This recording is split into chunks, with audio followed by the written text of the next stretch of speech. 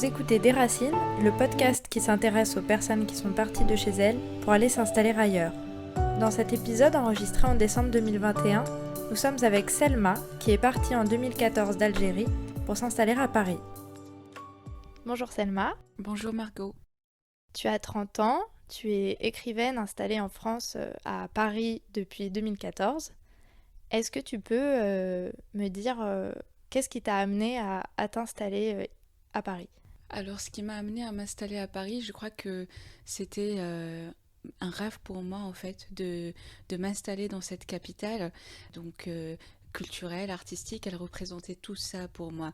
Donc, en effet, j'ai grandi en Algérie. J'ai grandi au sein d'une famille qui appartenait, on peut dire, à une classe moyenne. On avait de quoi vivre, de quoi manger, mais on n'avait pas forcément les moyens, par exemple, de voyager. Donc, je n'avais jamais voyagé. Je veux dire, en dehors du pays. Donc je ne savais pas à quoi ressemblait en fait l'Europe ou d'autres pays dans le monde. Et donc j'avais cette envie de voyage. Et très vite pour moi, j'ai pensé à Paris parce que j'étais dans un univers littéraire, que j'avais envie d'être dans une ville où il se passerait quelque chose pour moi artistiquement.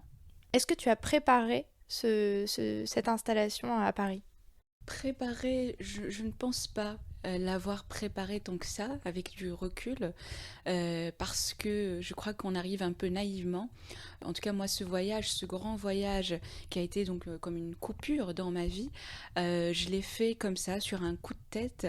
Et puis aussi parce que à ce moment-là, je vivais un deuil. Je venais de perdre ma mère. Et donc, je crois que j'avais envie comme de passer à autre chose, en tout cas d'être dans un endroit où je ne reconnaîtrais personne, où je perdrais complètement mes repères, et donc un endroit où je penserais peut-être à autre chose, donc je serais occupée peut-être à survivre, et je penserais moins à mon chagrin, je dirais. Est-ce que tu étais déjà venue à Paris ? Non, comme je te disais, on n'avait pas voyagé avant, jamais. Donc à l'âge de 23 ans, je crois, j'arrive à Paris. C'est mon premier voyage déjà, tout court, seul. Je ne connais pratiquement personne. Et c'est important pour moi à ce moment-là de faire ce voyage seul. C'est vrai que j'aurais préféré comment dire, peut-être que ça aurait été génial d'expérimenter le voyage avec donc des proches à moi, mais mes parents n'ont pas eu cette possibilité-là. Je trouve ça déjà super d'avoir pu grandir au sein d'une famille où, comment dire, j'ai eu des livres autour de moi. Donc le voyage était peut-être présent dans les livres, mais le vivre donc physiquement le voyage, ça a été la toute première fois. D'accord. Est-ce que tu peux me parler de tes premiers jours, voire premiers mois, je ne sais pas dans quelle temporalité placer ça, à Paris? Est-ce que ça correspondait un peu à l'idée que tu t'en étais faite ou pas du tout? Il y a des bribes qui me reviennent comme ça. Je me souviens de mon arrivée, par exemple, parce que je devais utiliser les toilettes, donc les toilettes de l'aéroport Charles de Gaulle Étoile, et comment dire, il faut essayer donc par exemple les toilettes en Algérie pour comprendre. En tout cas, je suis à ce moment-là subjuguée par les toilettes de l'aéroport, et je me suis dit, mais quel luxe! Où est-ce que je départ? Quel univers! Waouh! Donc déjà, pour moi, c'est cette première image de Paris que j'ai. Et donc je trouve que ce n'est pas anodin, on va dire. Après, ce qui me revient en tête aussi, les premiers moments quand je sors de l'aéroport, ce sont peut-être ces espaces verts. Alors je sais qu'ici on se plaint beaucoup, on dit qu'il n'y a pas assez d'espaces verts, mais quand je compare donc avec le pays d'où je viens, il y avait donc pour moi des espaces verts, et on accordait de l'importance à ces espaces-là. L'architecture évidemment aussi. Je me rappelle aussi de mes premières promenades. Et puis, comme je l'imaginais, des librairies partout, un accès à la culture incroyable. Je suis fascinée. Les salles de cinéma, waouh!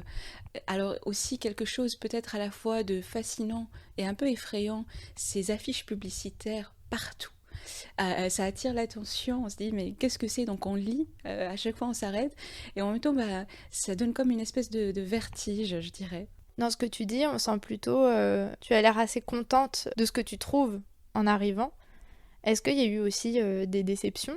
Je vais dire que j'étais plutôt dans une forme de fascination, une fascination qui m'a permis d'être dans une espèce de bulle, ce que je cherchais, de quitter un peu ce réel. Il me fallait ça quelque part pour échapper à ce chagrin intérieur, donc le deuil. Des déceptions, on va dire que, en fait, quelque part, il y a toujours ce réel qui est là. Il faut, par exemple, trouver un toit, il faut vivre, etc. Et donc, oui, par moments, il y a un peu la brutalité du réel qui est là, d'autant plus quand on arrive dans une grande ville. Donc, il y a par exemple ce que j'ai retenu qui a été difficile, l'accueil à la préfecture, toute cette paperasse. Donc on peut trouver ça absurde, ça renvoie vers Kafka.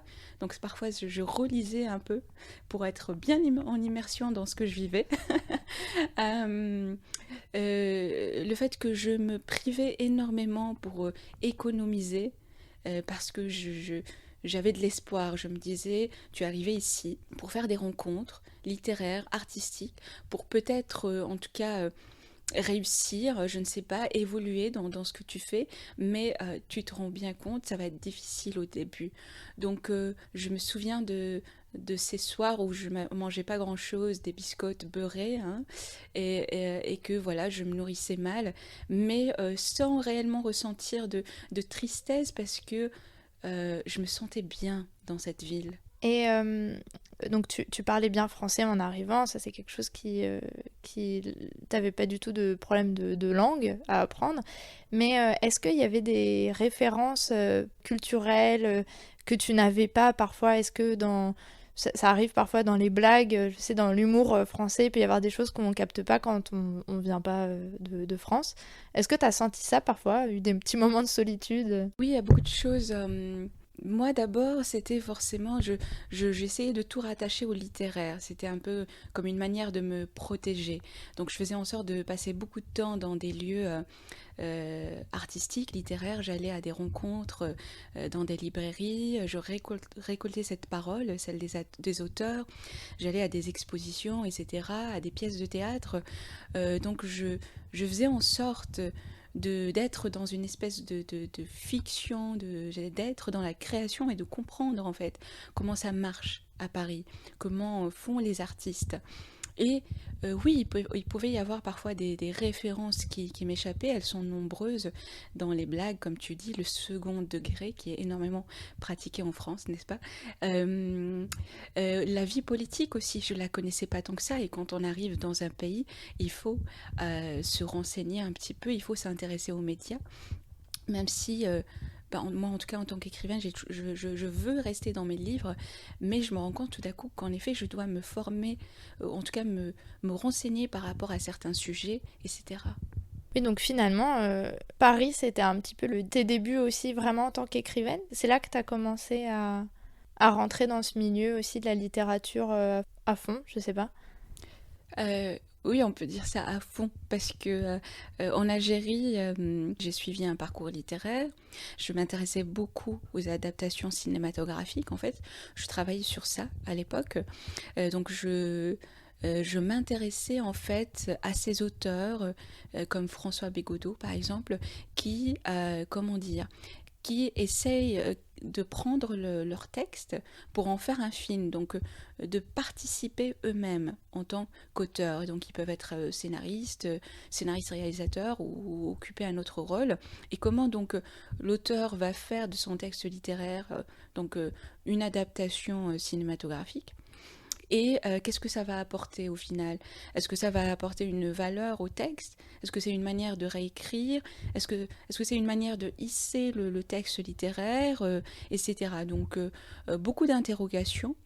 Est-ce que tu es devenue écrivaine en arrivant à Paris, en fait, ou est-ce que tu l'étais déjà avant et ça a été juste une évolution en partant?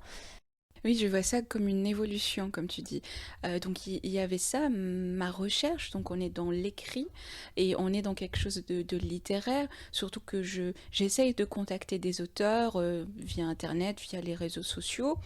Et il y a la presse en fait qui va beaucoup m'apporter parce que en écrivant plusieurs articles par jour aussi, et ben on libère quelque chose.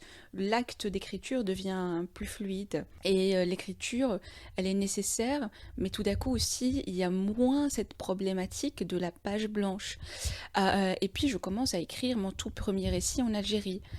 Euh, Toutefois, il se passe véritablement quelque chose pour moi quand j'arrive à Paris.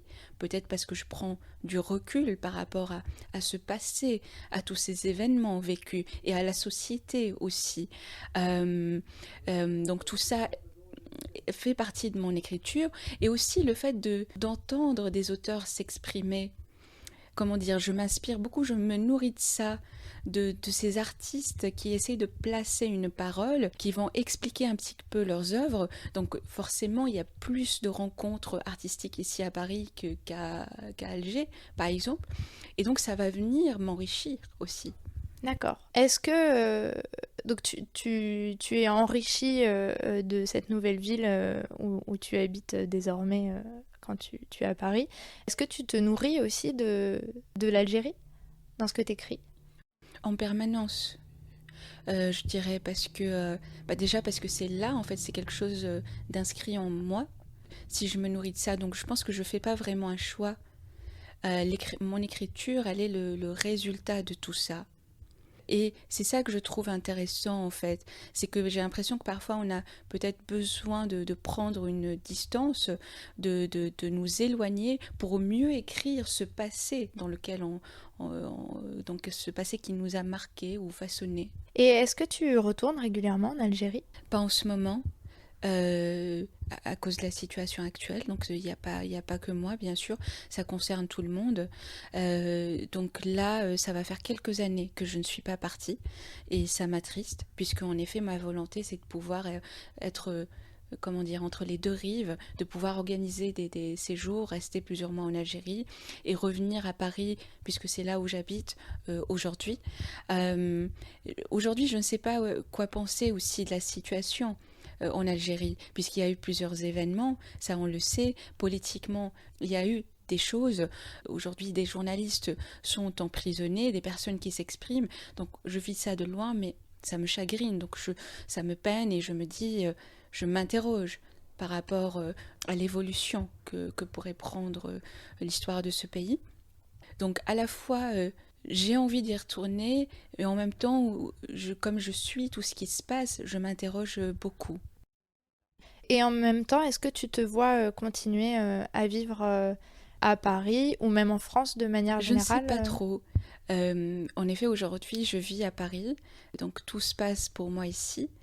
Mais je ne sais pas parce que je pense qu'il y a quelque chose de fabuleux dans le voyage. Ça peut nous transformer, ça peut réellement nous apporter quelque chose. Et je crois que dans la création, ça vient en effet nourrir l'œuvre.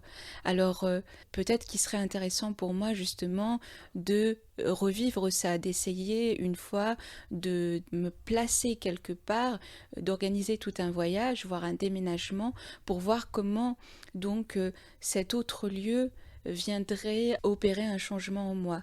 Je ne sais pas, et peut-être je pense parfois à la Belgique, donc la ville de Bruxelles, je pense à la Russie aussi, en tout cas des endroits où il y a une vie culturelle, une histoire, et en même temps j'aurais à vivre des choses. S'installer dans un pays, c'est quand même le découvrir d'une façon assez particulière, un peu totale. Mais je me demande si quand tu voyages aussi avec cette envie de découvrir entièrement, ce qui est très difficile, ou si tu dissocies. J'ai l'impression qu'actuellement, je cherche plutôt en fait, le déplacement en lui-même. C'est-à-dire que quand je suis dans le train, par exemple, le fait d'être bercé par ce mouvement, comme si je cherchais à rester dans une bulle et ne pas en sortir aussi.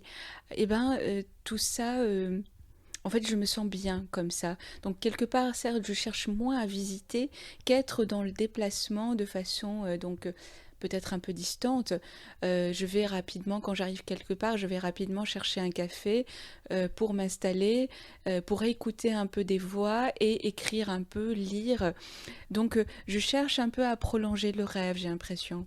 Justement, je voulais te demander si En arrivant ici, pour te sentir bien à Paris, tu as eu besoin de créer des rituels, de trouver des repères. Je pense au café, par exemple, comme je crois que c'est un endroit que tu aimes bien. Est-ce que tu as eu besoin de trouver ton café de quartier ou... Bah, j'ai longtemps mis du temps avant de trouver mes repères, justement, comme tu dis. Peut-être parce que, en effet, dans un premier temps, je suis venue pour me perdre. Donc, je me laissais porter, je me promenais sans objectif précis, j'évitais tout ce qui était touristique. J'étais attentive à la foule, au bruit du métro aussi. Donc, il n'y avait pas cette recherche de repères. Et je crois que c'est ce qui a donné après naissance à mon roman, Les Hommes et Toi.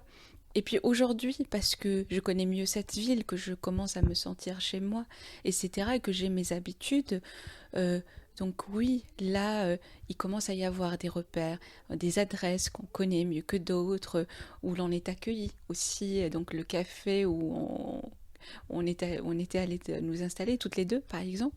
Mais oui. D'accord. Tu dis que tu commences à te sentir chez toi. Donc on est en 2021. Tu es arrivé en 2014. Ça a mis du temps à ce que tu te Oui. sentes à l'aise ici alors? Oui, quelques années. Et encore aujourd'hui, je ne sais pas, je suis dans une espèce de confusion, de doute, parce que, je ne sais pas, je doute en permanence, mais je crois que c'est un peu ça quand on essaie de créer, d'écrire.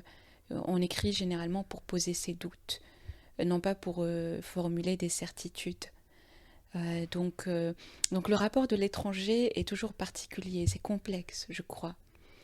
Il y a plusieurs sentiments en fait qui sont là, qui s'entremêlent. Tu sais, c'est cette question du chez moi ou chez soi, je sais pas trop, parce que c'est un peu ça le parcours de l'étranger. Donc je vais penser d'abord à ça, en fait. Je vais me voir en tant qu'étrangère et je vais parler de parcours donc d'étrangère. Et donc le mot chez moi devient compliqué pour moi. Je ne sais pas trop s'il a du sens. Et en même temps, j'ai envie de dire que par rapport à mon histoire personnelle, c'est ça aussi. C'est comme à la fois une recherche de lieu en permanence et en même temps comme une errance, il y a l'absence en fait du lieu. Et j'ai l'impression que ça peut être un sujet vaste et compliqué parce que, comment te dire, dans les mythologies par exemple, euh, ou je sais pas, les légendes racontées, on a l'homme qui part. Et généralement, l'homme qui part, c'est l'homme qui revient aussi, je crois. C'est-à-dire que moi, je le vois hein, au niveau de la société, je peux me tromper, mais j'ai l'impression que l'homme va toujours avoir plus de facilité à revenir. Et il est quelque part comme célébré, ou je sais pas. Pour la femme, je crois que c'est différent. J'ai l'impression que l'on part pour ne pas revenir. Mais pourquoi? Et je crois que ce départ, il est toujours accompagné d'une inquiétude de la part de proches, de personnes autour de nous, et aussi peut-être une forme de désaccord un petit peu. Une femme qui part, donc ça peut être une femme qui abandonne sa culture, qui tourne le dos au sien, donc on va peut-être pas y voir, en tout cas coller une étiquette positive, entre guillemets. Alors, je parle de façon générale, parce que quelque part, moi j'ai grandi au sein d'un climat familial où on nous encourageait par la suite à partir par rapport à cette question du savoir, d'évoluer, d'apprendre, de s'inscrire dans des universités étrangères. Mais là, je parle d'un ressenti global. Euh, voilà. Euh, je me demandais quand tu es arrivé si tes relations avec les gens étaient bonnes euh, ou, ou pas. Comment ça s'est passé avec les gens que tu as rencontrés à Paris? Alors au départ, je ne connaissais personne, mais j'arrive en tout cas avec cette envie de connaître des gens. Alors plutôt des personnes bien sûr qui baignent dans un univers littéraire parce que j'ai envie de connaître ce monde-là, de le côtoyer, de pouvoir en fait peut-être justement rejoindre une maison d'édition, de connaître des auteurs, de collaborer donc à des revues, etc. Donc je connais personne, je sors beaucoup, donc je vais à des salons, à des festivals, je ne pense qu'à ça. Et petit à petit, justement, comment dire, j'ai comme l'impression de rejoindre une famille. En tout cas, petit à petit, je crée des liens, et il se passe des choses fabuleuses. Par exemple, je pense à Marie Virol, la directrice de la revue littéraire A, qui était avant c'était la revue Algérie Littérature Action. Donc cette femme, elle a fait beaucoup de choses, elle a énormément soutenu les auteurs et les artistes. D'abord algériens, parce qu'elle a vécu en Algérie, mais j'ai envie de dire des auteurs internationaux, et là c'est une rencontre incroyable pour moi. Donc je lui donne mes textes donc pour qu'elle me lise, voilà, elle me laisse ma chance, elle me dit bah, envoyez-moi, je vais voir, et c'est après donc que tout d'un coup je vais rejoindre donc sa revue, que je rencontre des auteurs avec qui elle travaille. C'est une rencontre parmi d'autres. Et c'était ça que je recherchais. Et donc, tu dis que oui, t'es allée à des salons, etc. Tu y allais toute seule? Obligée.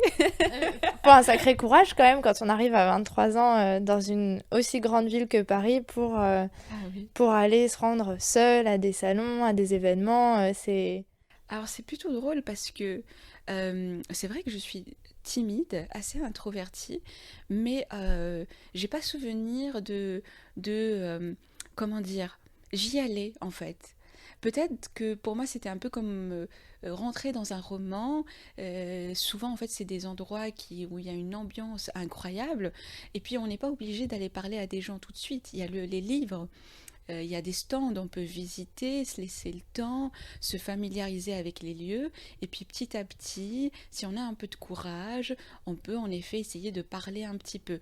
Moi, en tout cas, j'ai compris qu'une chose, c'est que généralement, les éditeurs dans ces endroits-là, lors de ces moments où les auteurs, ou toute personne en tout cas travaillant dans la culture, bah, ils attendent que ça, parce qu'ils sont là pour ça.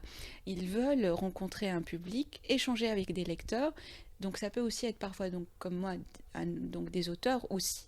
Donc j'ai essayé en effet, parfois j'arrivais même avec des textes, un manuscrit que j'imprimais pour laisser quelque chose, ou alors on échange des coordonnées. En tout cas, même si après, par exemple, on n'est pas publié chez telle maison d'édition à laquelle on aspirait, on apprend. C'est ça que je voulais me former, parce que bon, suivre des études littéraires, c'est théorique, c'est une chose, on comprend le texte, mais là, on comprend les choses plus d'ordre pratique. Comment ça se passe, le relationnel, comment est publié un livre, qu'est-ce qu'on attend de vous. Et c'est un marché, qu'on le veuille ou pas. La littérature, c'est aussi un marché, donc avec des règles, tout un fonctionnement, et on ne peut pas le comprendre si on ne l'approche pas. C'est une question peut-être un peu étrange, mais est-ce que tu crois que si tu n'avais pas été autant intéressée par la littérature, si tu n'avais pas été écrivaine, est-ce que tu crois que tu serais venue à Paris?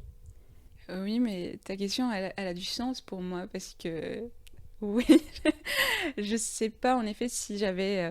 oui, Paris, pour toi, aller avec les livres, en fait c'est complètement associé à ça, à la littérature, à cette dimension aussi qui est de l'ordre du rêve, parce que je suis à la fois dans le texte, dans le littéraire, mais j'aime l'ouverture.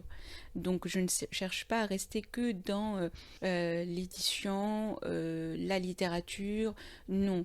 J'aime à la fois, par exemple, cette question de la modernité, donc par exemple tout ce qui est de l'ordre de la création sonore. J'aime aussi comment la fiction peut être véhiculée à travers le théâtre, par exemple, le spectacle, la scène, la chorégraphie. Donc j'insiste là-dessus. Je cherchais à la fois à évoluer littérairement, mais aussi à m'ouvrir à cette création. Et là, c'est véritablement possible à Paris ou dans d'autres villes dans le monde où voilà, il y a vraiment une activité artistique aussi importante. D'accord. Quand on est étranger dans un pays, on est souvent, j'ai l'impression, renvoyé à nos origines positivement ou négativement. Est-ce que depuis que tu es ici, ça a renforcé même des choses chez toi ou est-ce que au contraire tu as gommé des aspects de ta vie d'Algérienne d'avant C'est vrai que c'est une question qui peut ouvrir tout un débat, hein, qui peut, on peut aborder beaucoup de choses. Donc moi, j'essaierai quand même de répondre là comme ça, voilà, en quelques minutes. Mais c'est vrai que moi, je crois avant toute chose, en tant que personne, en tant qu'écrivaine aussi, ou en tant qu'artiste, je sais pas. Je crois à l'individualité en fait. Alors je peux me tromper, je peux, voilà, on peut ne pas être d'accord avec moi, bien sûr. Mais c'est vrai qu'on a souvent besoin, à mon avis, c'est-à-dire la presse, les gens, je sais pas, on a besoin de renvoyer vers quelque chose parce qu'il faut, enfin il faut, je sais pas s'il faut, mais on le ressent, on ressent ce besoin de créer des catégories. Euh, par exemple, moi j'ai fait le choix quand il a fallu que je me présente par moment dans l'univers littéraire, qu'il devait y avoir un article, bah, je préférais donc dire revenir vers l'Afrique. J'aime dire que voilà, j'appartiens à l'Afrique, que je suis une écrivaine africaine, par exemple, parce qu'à un moment donné, voilà, on a besoin de mettre des catégories. Mais sinon, dans mes écrits ou ma façon de voir les choses ou autres, moi j'ai besoin de cette individualité-là propre. C'est-à-dire que je ne cesse de m'explorer d'une certaine manière. Et j'ai l'impression qu'on peut passer beaucoup de temps avec soi. Alors ça peut sembler étrange, mais je peux passer beaucoup de temps, je peux en fait rester une journée silencieuse, à essayer de comprendre mes pensées, à une espèce de retour vers soi. J'ai quand même l'impression qu'aujourd'hui c'est pratiqué, hein. Je ne suis pas la seule. Peut-être parce qu'aujourd'hui, justement, on sort de la grande histoire, c'est-à-dire qu'on parle pratiquement plus de guerre, donc le collectif a moins d'importance et on revient vers l'individuel. On a enfin l'occasion de dire je et d'essayer de comprendre c'est quoi ce jeu. Il faut savoir aussi que c'est ma vie aujourd'hui à Paris qui me le permet. Euh, cette solitude-là. Pourquoi? Parce que je viens d'une société où le collectif a encore beaucoup d'importance, où on parle énormément de communauté. Alors ça a sans doute du positif, ça en a, parce que ça veut dire qu'on est aidé par l'autre, que l'autre s'intéresse à nous, que l'autre veut échanger avec nous, qu'on fait les choses ensemble. C'est beau. Mais voilà, c'est pour ça que je dis je, l'individuel, par rapport à moi, mes écrits, cette littérature, donc ce que je cherche comme évolution, ou ce que je veux exprimer et écrire, j'ai besoin de me couper un peu, j'ai besoin de passer beaucoup de temps avec moi-même. Et donc à ce moment-là, j'essaye de comprendre qui je suis, quelle est ma personnalité en dehors de mes parents, de ce qu'ils ont voulu que je sois, en dehors de ce qu'ils ont pu me transmettre. Ou encore, parce que sans doute on est façonné par la société d'une manière ou d'une autre. Donc qu'est-ce que je veux garder? Qu'est-ce que je veux moins garder? De quoi je veux me couper au juste? Parce que quand on voyage, on prend ceci, cela. Tu vois, donc j'ai l'impression que ça ne s'arrête pas encore pour moi, que c'est un cheminement que je fais et que je ne sais pas encore vraiment qu'est-ce qu'il y a de moi, de l'Afrique, de l'Europe, etc. Et en même temps, tu vois, quand moi, dès que je commence à catégoriser, je me sens un peu mal parce que je n'aime pas ça. Je n'aime pas beaucoup ça et en même temps, j'ai envie de te dire, j'aime beaucoup en tout cas revenir à l'Afrique. Littérairement, ça m'apporte énormément de choses et j'ai besoin de vivre seule à Paris pour pouvoir profiter de cette culture africaine. C'est qui est incroyable, je crois. Ouais, t'as eu comme besoin de te sortir pour prendre du recul. Oui, parce qu'on est dans une société qui favorise l'individualisme. Alors ça a aussi des aspects négatifs, hein, bien sûr. Hein. C'est pas génial tous les jours. Mais pour moi, ça va m'offrir cette bulle dont j'avais besoin, cette coupure dont j'avais besoin. J'avais besoin d'être dans un endroit où je ne vais pas croiser des gens que j'ai longtemps côtoyés. Ça peut sembler dur parce que on me dit parfois mais comment tu fais? Tu ne vois plus tes amis, tu ne vois pratiquement plus tes proches. pour des personnes qui ont besoin d'être entourées, ça peut sembler difficile. Mais moi, je le vis très bien parce que cette solitude est mon socle d'une certaine manière. Je ne pourrais pas écrire des livres autrement. Et être partie d'Algérie t'offre cette solitude. Est-ce que du coup tu vois ça comme une fuite? J'ai toujours vu ça comme une errance parce que il n'y a pas de... C'est partir sans trop savoir où on va aller. Tu vois, quand j'ai décidé de m'installer à Paris, j'ai pas vraiment pris ce temps de la documentation. J'ai préféré m'en tenir à mes lectures, à un imaginaire. C'était un choix. Est-ce que c'était un bon choix? Et il faut dire que j'avais un besoin de partir, de me perdre. Je dis ça parce qu'aussi, en fait, j'éprouvais le besoin de l'éloignement, mais je ne savais pas comment ça allait se passer. Est-ce que j'allais rester un temps à Paris, ensuite aller ailleurs? Est-ce que j'allais tout regretter et revenir? Je pensais beaucoup à Alger aussi à l'époque, parce que pour moi, c'est une ville qui peut inviter, où il y a quelque chose, je crois, de l'ordre du fantasmagorique, où on peut écrire. Je crois que c'est une ville où l'on peut écrire aussi. Alors je me disais, tiens, mais peut-être que j'irai vivre à Alger, en fait. J'étudiais aussi cette possibilité.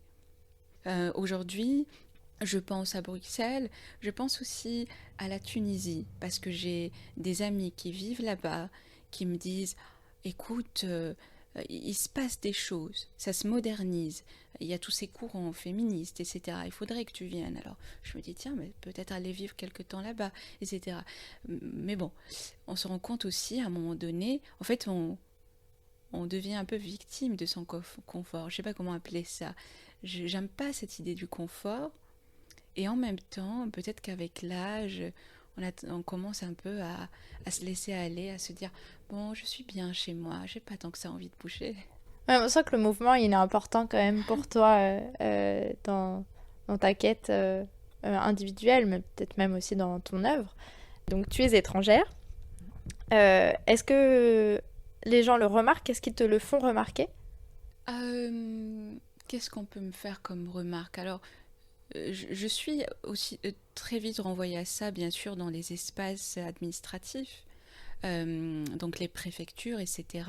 C'est quand même violent hein, ce que subissent ces étrangers dans ces espaces-là, parce qu'on est dans quelque chose de très normé, de très cadré, et on ne peut pas sortir du cadre.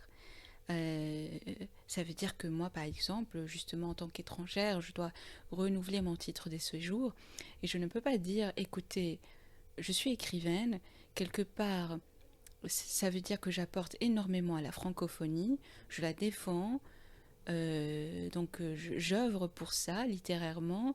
Vous devriez me laisser m'installer, vivre sans que j'ai à payer quoi que ce soit. Il peut pas y avoir un tel débat, tu vois.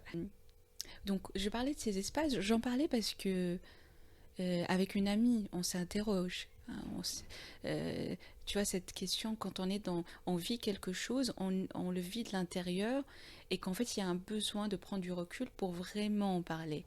On s'est dit qu'il faudrait peut-être écrire quelque chose sur ça, sur ce qui se passe, sur ces étrangers qui attendent parfois, donc, comme là en hiver, qui attendent des heures en extérieur pour enfin pouvoir entrer et ensuite attendre aussi des heures pour passer d'une étape à l'autre. Et on s'est dit, il faudrait je sais pas, qu'on écrive des textes, un recueil, je ne sais pas quoi. Et puis on s'est rendu compte que c'est compliqué quand tu vis ça, que tu es encore dans ça. Moi, je suis encore dans ce processus de renouvellement, de placer une parole. Et souvent, on a besoin de temps. Le roman, c'est l'écriture du temps long, d'ailleurs. On dit souvent ça, c'est pas anodin. Mais ça fait partie donc de mes projets, là. Et là, je ressens vraiment le besoin de le faire, justement, avec une personne, voire des personnes. Parce que c'est tellement lourd. Donc, tant mieux, d'une certaine manière. C'est tant mieux que je vive ça, parce que ça me permet de rencontrer, de récolter des récits de vie, justement, de voir ce qui se passe. Donc, par rapport à ce parcours d'écrivaine, ça apporte. Mais sinon, quand tu me dis, est-ce qu'on te le fait remarquer? Ben, en fait, c'est cette question de la langue qu'on avait un peu abordée. On peut me dire, où est passé ton accent, etc., des choses comme ça. Ah oui. Pourquoi? Parce que les catégories confortent, je crois. C'est-à-dire que une fois qu'on n'arrive plus trop à catégoriser, ça crée un sentiment d'étrangeté un peu au départ, hein, puis on se familiarise. Euh, et on oublie l'individuel, on oublie qu'en fait on est si différents les uns des autres. Bah, merci beaucoup. Et je me demandais si pour terminer, tu avais un conseil de lecture, de film ou toute autre chose pour les personnes justement qui s'installent en France aujourd'hui. C'est un peu ce que je disais tout à l'heure par rapport à cette découverte de la culture et le fait d'aller vers l'autre. Moi, c'est ça qui m'a sauvée, qui m'a permis de m'accrocher et de garder espoir. Le fait de se laisser un petit peu, d'accepter en fait de se perdre et de se laisser guider sans accepter que l'autre donc nous dise d'aller vers tel endroit, vers telle rencontre, donc d'oublier par exemple les réseaux sociaux, les écrans, les affiches publicitaires et aller vers ces autres formes de création. Parce qu'on dit souvent que la culture c'est cher, mais en fait on oublie qu'il y a différentes formes d'expression. Donc il y a des petits endroits et il y a justement des comédiens, des artistes qui attendent qu'on vienne vers eux. Donc et moi je trouve ça super aussi de pouvoir soutenir en fait ces petits, entre guillemets vraiment, ces petits auteurs, ces petits théâtres, etc. On a l'impression de participer à quelque chose et puis en même temps, en fait parfois ce sont des pépites. C'est pas parce que personne n'en parle que c'est pas intéressant, que c'est pas beau, pas du tout. Donc ce n'est pas évident, mais c'est en fait on construit quelque chose nous-mêmes de cette façon-là. Donc à la fois pour moi je me suis en fait rendu compte à quel point c'était important de soutenir ces auteurs, ces artistes et en même temps comment dire, on sort de tout ce qui est commun, de l'ordre du commun pour avoir sa propre pensée d'une certaine manière.